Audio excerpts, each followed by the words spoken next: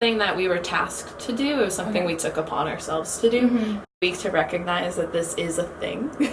That oftentimes women's health, a lot of people are aware of some things, but maybe don't have all the information, access to resources, that kind of thing. So we were approached by undergraduate student government to partner with us at Health Promotion to host our own Women's Health Week in alignment with National Women's Health Week, but we kind of just went with what topics we thought would be relevant to DU, so it's not really mirroring anything nationally that happens, just more in line with like, great, this is observed across. Just talk about the taboo things and reduce stigma around sexual health as it pertains to those who identify as women, transgender people, people with uteruses in general. There aren't a lot of opportunities to learn about medical exams, transgender sexual health, or just to have an open space to talk about periods, menstruation, alternative products, that kind of thing.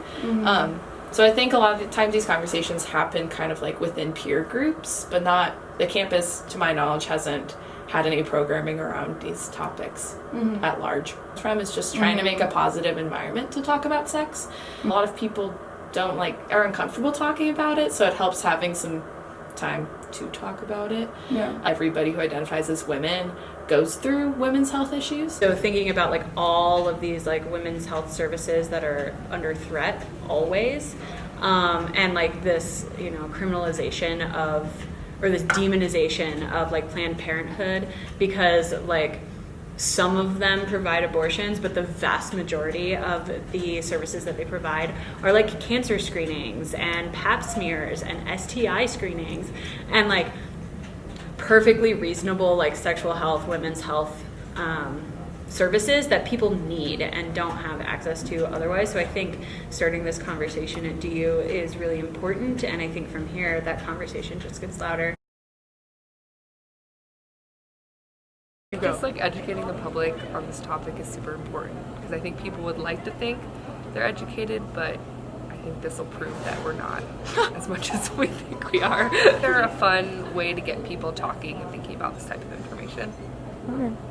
And as a woman, there's definitely barriers to getting the proper health resources and the proper care.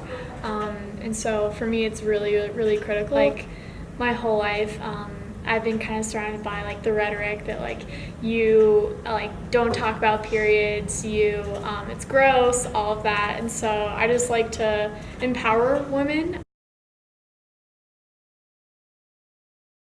There were only like 3 events for this week. So I think probably future years there will be more, and more people will attend them as this picks up steam and people realize that it's going on.